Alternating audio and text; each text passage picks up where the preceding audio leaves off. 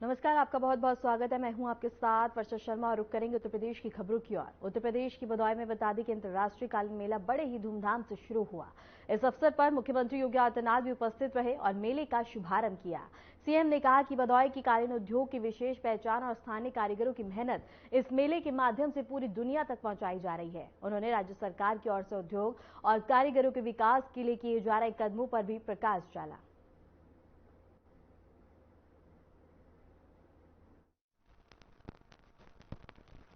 आप केवल एक टैरिफ से भयभीत हो गए। याद करिए, आज से 11 वर्ष पहले आप लोगों का ये जो कारपेट का जो सेक्टर था, ये लगभग बंदी की कगार की ओर था। भदोही, मिर्जापुर, वाराणसी, यहां पर कारपेट उद्योग फिर से आगे बढ़े, इसी को लेकर के भदोही को केंद्र बना करके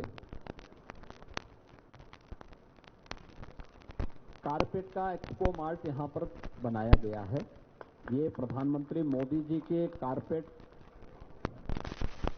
उद्योग के लिए, उसको प्रोत्साहन देने के लिए एक अभिनव प्रयास था और पिछले 4 वर्षों से लगातार यहां पे सीपीसी का यह कार्यक्रम निरंतर चल रहा है। आप लगातार देख रहे होंगे कि फॉरेन बायर्स लगातार आपके इस सीपीसी से जुड़े हुए कार्यक्रम में सहभागी बनते हैं।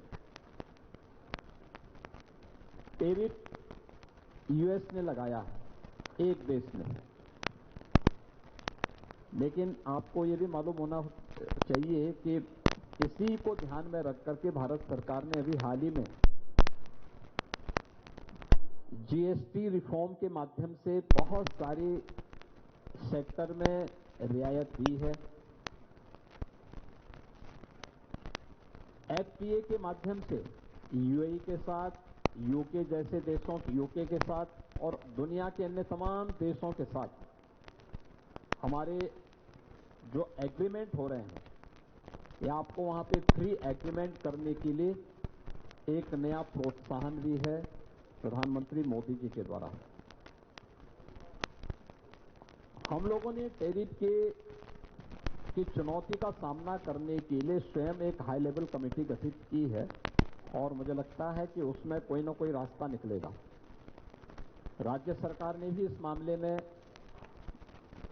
लगातार भारत सरकार के संपर्क में भी है और अपने स्तर पर भी हम लोग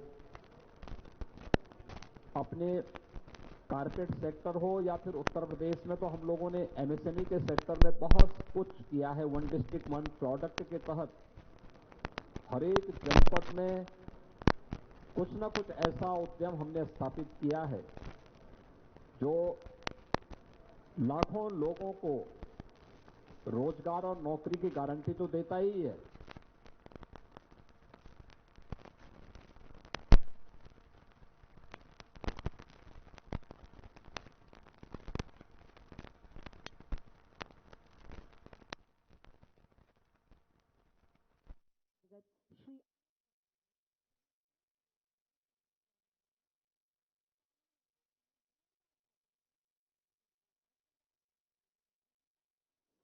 और इनके बाद श्री शिवम जायसवाल, जिन्हें 60 लाख रुपए का ऋण प्रदान किया जा रहा है कालीन उद्योग के लिए।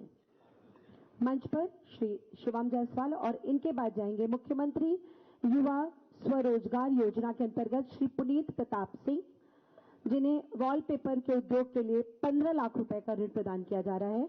और इनके बाद श्री राम जी विश्वकर्मा, ऑटो पार्ट्स के काम के लिए 10 लाख रुपए का ऋण इन्हें प्रदान किया जा रहा है। इनके बाद श्री विकास विश्वकर्मा 5 लाख रुपए की धनराशि आयरन वर्क के लिए इन्हें, और इनके बाद श्री सौरभ कुमार पाठक, इन्हें भी 5 लाख की राशि स्टेबलाइजर उद्योग के लिए। इनके बाद श्री ज्योति मौर्य जी को विश्वकर्मा श्रम सम्मान योजना के अंतर्गत टेलरिंग के कार्य के लिए और लॉन्ड्री सर्विस के लिए शमशेर जी को उनकी टूल किट प्रतीक रूप में प्रदान कर रहे हैं स्वयं सहायता समूह की श्रीमती कविता राय, जिन्होंने 1,44,00,000 रुपए की काम किया। बहुत बहुत धन्यवाद माननीय मुख्यमंत्री जी। इसी क्रम में मैं माननीय मुख्यमंत्री जी से अनुरोध करती हूँ श्री रवि पाटोदिया जी को अपना आशीर्वाद प्रदान करें। 145 वर्षों का इतिहास रहा इनकी कंपनी का। स्वयं आप 55 वर्षों से कालीन उद्योग की सेवा कर रहे हैं। विश्व का सबसे बड़ा कालीन बनाने में के लिए इन्हें गिनीज वर्ल्ड रिकॉर्ड भी प्राप्त हुआ। बहुत जोरदार तालियां के लिए अखिल भारतीय कालीन निर्माता संघ के अध्यक्ष। बहुत बहुत धन्यवाद माननीय मुख्यमंत्री जी। सभी को सादर आपका स्थान ग्रहण करने का अनुरोध। माननीय मुख्यमंत्री जी के मुक्त कर सभी के लिए बराबर खुले हैं, ऐसी ही कोशिश इस भदोही जनपद के लिए यहाँ के युवा, महिला और तमाम कालीन निर्यातकों से वार्ड से माननीय मुख्यमंत्री जी संवाद करेंगे। उनसे अनुरोध कि आप उनसे बात करें।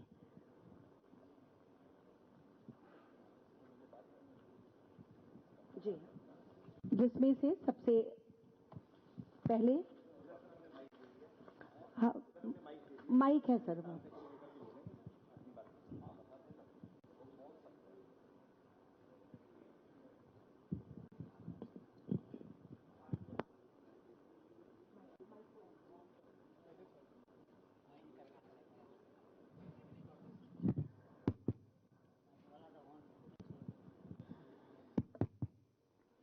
हाँ, आप बता दें, कोई बोलना चाहता है? श्री रवि पटोदिया जी। अपनी जगह में रह करके आप बोल सकते हैं, देख रहे हैं पूरा। सर्वप्रथम तो मैं माननीय मुख्यमंत्री जी का भदोही में स्वागत करता हूं और कालीन उद्योग से केवल एक बात कहना चाहता हूं। हेलो, कालीन उद्योग की तरफ से एक बात कहना चाहता हूं मान्यवर, कि ये हाथों का जादू है। कालीन जो है ये बनाने वालों के हाथों में जादू है। इस उद्योग में अपार संभावनाएं हैं। 2 कार्य मेरी कंपनी ने किए हैं, जो कि विश्व का सबसे बड़ा कालीन हमने बनाया है, जो दुनिया में कोई दूसरा देश नहीं बना सकता था। वो कालीन हमने कजाकिस्तान में बना के सप्लाई किया है। और वर्ल्ड का एक कारपेट और बनाया है मुख्यमंत्री जी, जो वर्ल्ड का finest hand noted woollen carpet है, जिसमें 4,900 नॉट्स 1 स्क्वायर इंच में है, जो कि एक अद्भुत कला है। तो मेरा कहना है कि ऐसी इंडस्ट्री को जिसमें इतनी कला निहित है, और जब आप पूरा इसका विचरण करेंगे तो आप देखेंगे कितनी कलाकारी है। इस उद्योग को मेरी केवल एक मांग है मान्यवर, कि इसको एक विशेष दर्जा दीजिए। इसको अन्य उद्योगों के समकक्ष रख के इस उद्योग के साथ न्याय नहीं हो रहा है। इसके लिए कोई एक विशेष विचार समिति, कोई समिति का गठन करवाइए। हम लोग अपनी बात बता सके आपको, फिर आपको सही लगे तो आप इसको विशेष दर्जा दीजिए। मेरा केवल यही आग्रह। धन्यवाद जी।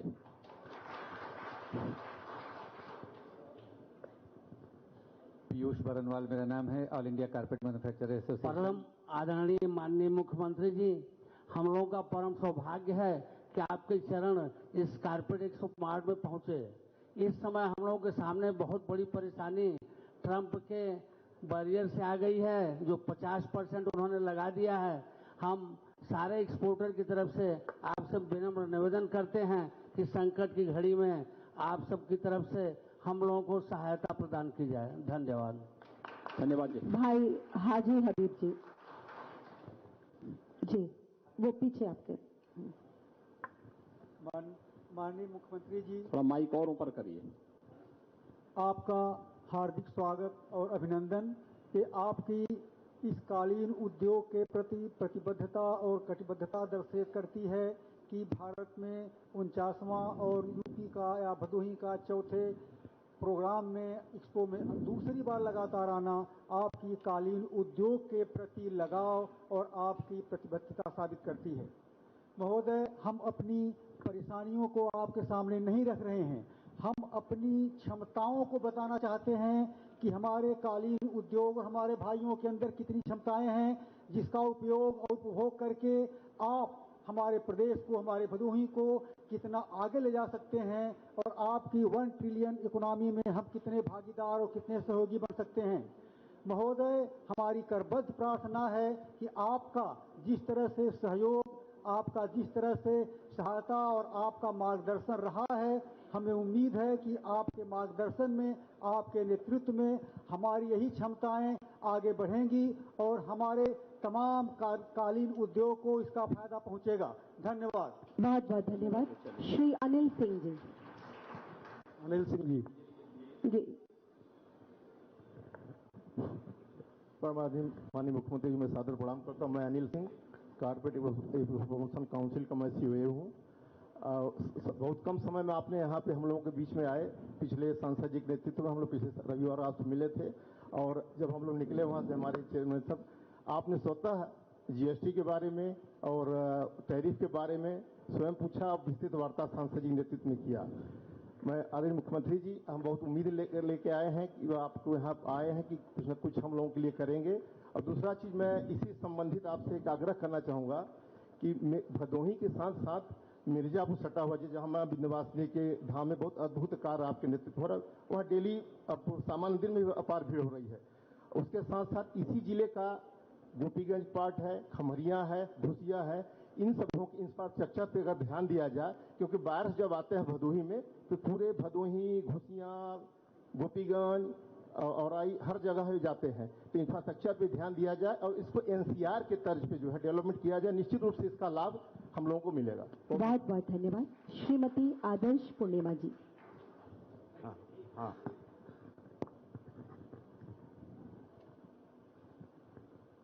माँ शारदा, माँ शक्ति, सबके वरद पुत्र के स्वरूप आपको मैं नमन करती हूँ पहले।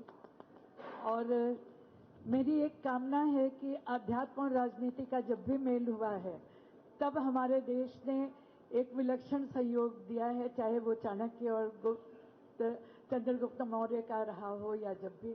आज भी हम आपसे वही उम्मीद करते हैं कि अध्यात्म और राजनीति का ये जो संयोग हो रहा है, तो हम हर पथ पे आगे बढ़ें।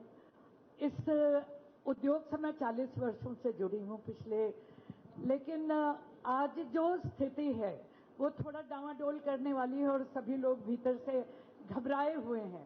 लेकिन मुझे पूरी उम्मीद है कि आपका संरक्षण और आपका मार्गदर्शन हम लोगों को आगे ले जाएगा और सतत उन्नति के पथ पे ये लोग भविष्य में बढ़ते रहेंगे और कारपेट उद्योग भी बढ़ता रहेगा। इसी कामना के साथ मैं देखिए, आप लोगों को घबराने की कतई आवश्यकता नहीं है। जब चुनौती आती है तो ये मान करके चलिए कि आपके लिए उसमें अवसर की बहुत सारी गुंजाइश है।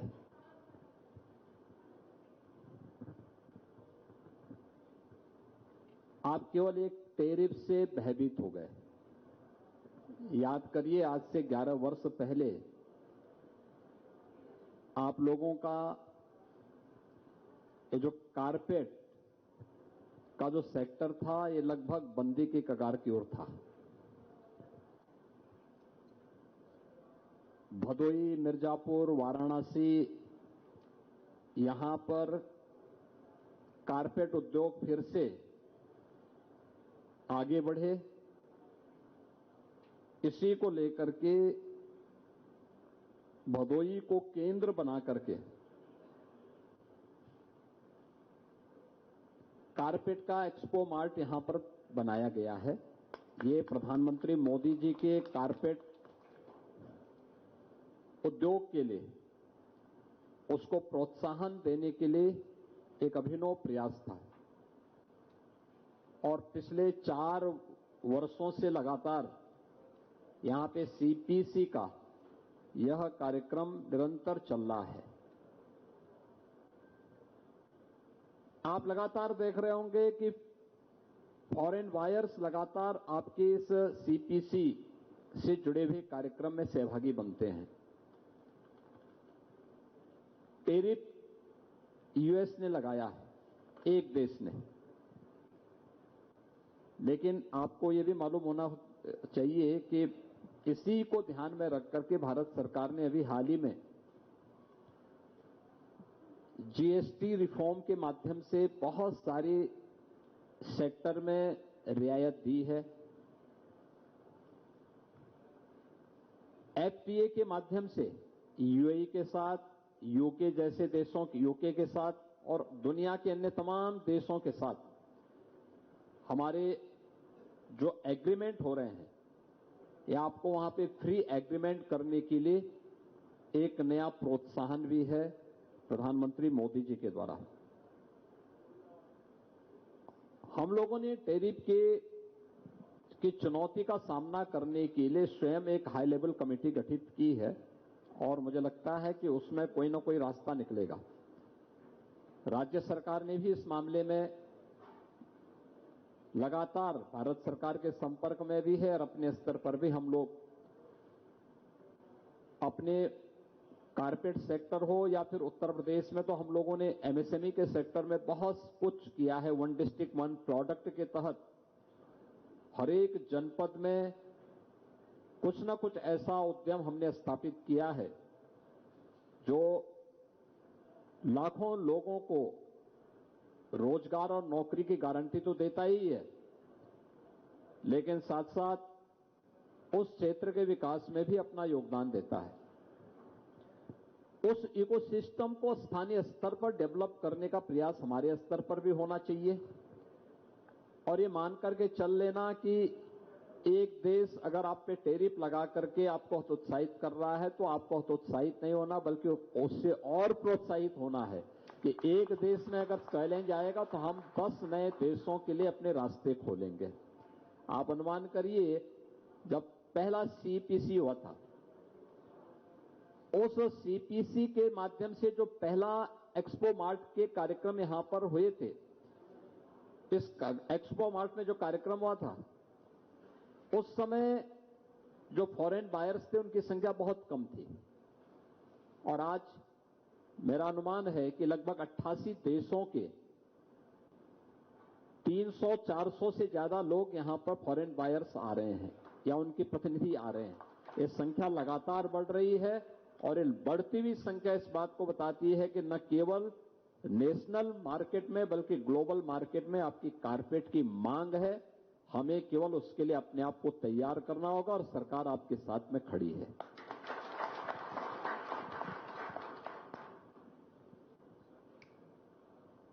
अगले आदरणीय श्री पीयूष जी।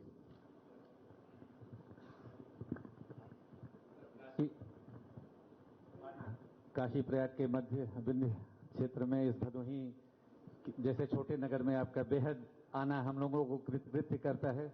हमारा उद्योग सर साल में 17,000 करोड़ का एक्सपोर्ट करता है और 25 से 30 लाख लोगों को रोजगार देता है।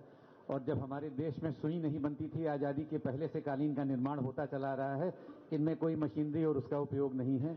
तो और निरंतर प्रगति पे रहा है सरकार के सहयोग से। आपका आना ही हमारे लिए बहुत उत्साहवर्धक है। कम से कम इसकी जो प्रक्रियाएं हैं 28 से 30 प्रक्रियाओं से गुजर कर एक कालीन बनता है और सब जो लोग गांव में काम करते हैं बिना किसी समय के दबाव के एक तरह से आर्थिक स्वावलंबन महिलाओं को सबको प्रदान करता है। अपने घरों पे अपने सुविधा के हिसाब से घंटों से काम करते हैं। बस आपकी कृपा दृष्टि रही तो ये उद्योग ऐसे ही फल फूल करते। यही तो हमारी ताकत है।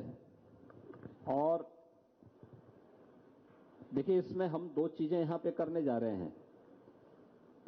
भदोही के कारपेट क्लस्टर को डेवलप करने के लिए और मजबूती देने के लिए वाराणसी मिर्जापुर एक डेवलपमेंट रीजन को भी हम लोग आगे बढ़ा रहे हैं।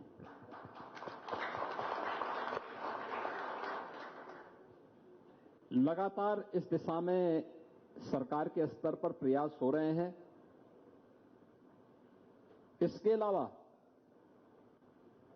यह हमारी सबसे बड़ी ताकत है, जो मैंने पहले भी कहा कि 17 के पहले या 14 के पहले ये सब उद्योग लगभग मृत प्राय सा हो गया था। 14 के बाद प्रधानमंत्री मोदी जी ने उसमें ताकत देकर के उसे आगे बढ़ाने का प्रयास किया और 17 में जब प्रदेश में हमारी सरकार बनी तो हम लोगों ने वन डिस्ट्रिक्ट वन प्रोडक्ट के तहत भदोही के लिए तो कालीन को ही, हमने कारपेट को ही यहां का प्रोडक्ट घोषित किया था। इसके अलावा उत्तर प्रदेश के 75 डिस्ट्रिक्ट हैं, सभी जिले के लिए एक एक प्रोडक्ट को हम लोगों ने वहां के लिए चिन्हित किया और वन डिस्ट्रिक्ट वन प्रोडक्ट को न केवल ब्रांडिंग की बल्कि उसको डिजाइन के साथ, पैकेजिंग के साथ, मार्केट के साथ जोड़ने के लिए भी अपने स्तर पर प्रयास किए। आज परिणाम है कि अकेले उत्तर प्रदेश 2 लाख करोड़ रुपए से अधिक के प्रोडक्ट को यहां से एक्सपोर्ट करता है। पूरे प्रदेश भर से हम एक्सपोर्ट करते हैं। जो पहले 17 के पहले उत्तर प्रदेश जैसे राज्य के लिए एक सपना था, आज वो हकीकत है। और मैं इस बात को कह सकता हूं कि हमारे सामने बहुत सारी चुनौतियां आएंगी, लेकिन उन्हीं चुनौतियों से हमें रास्ता निकालना है। और मेरा मानना है कि कारपेट उद्योग और सिल्क क्लस्टर के रूप में जो ये वाराणसी मिर्जापुर जोन जाना जाता है, एक कारपेट और सिल्क क्लस्टर को आगे बढ़ाने में सरकार पूरी तरह प्रतिबद्ध है और इसको आगे बढ़ाने में हर प्रकार का सहयोग करेगी।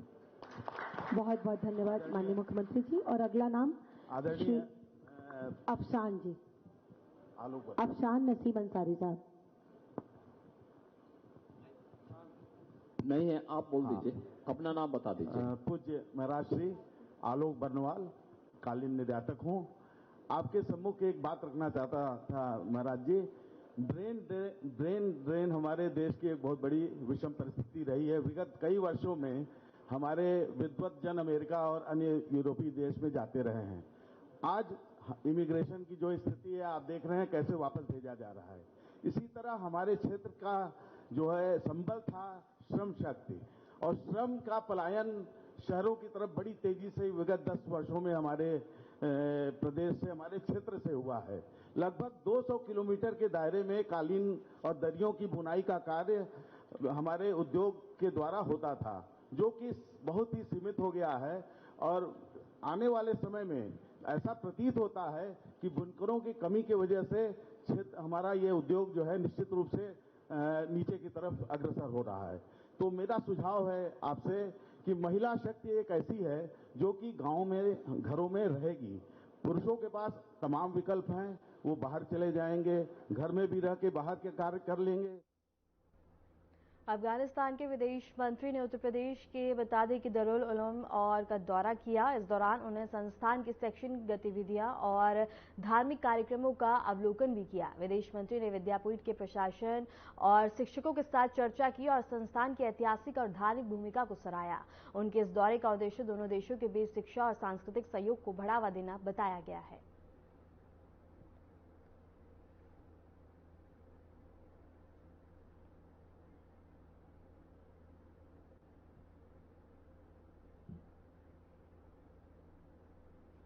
लखनऊ में समाजवादी पार्टी कार्यालय के बाहर एक पोस्टर लगाया गया, जिस पर लिखा था, आपातकाल के नायक जयप्रकाश नारायण को क्यों कैद किया गया। सूत्रों के अनुसार यह पोस्टर बता दें कि आपातकाल के दौरान लोकतंत्र के संरक्षण में योगदान देने वाले लोक नायक जयप्रकाश नारायण की याद दिलाने और वर्तमान राजनीतिक परिदृश्य में उनकी विचारधारा को उजागर करने के उद्देश्य से लगाया गया है।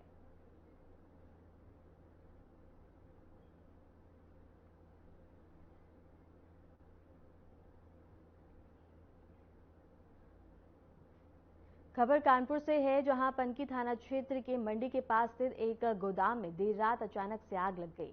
दमकल की गाड़ियां मौके पर आग बुझाने में जुटी हैं। लगभग 12 घंटे बाद भी आग रुक रुक कर भड़क रही है और आग लगने का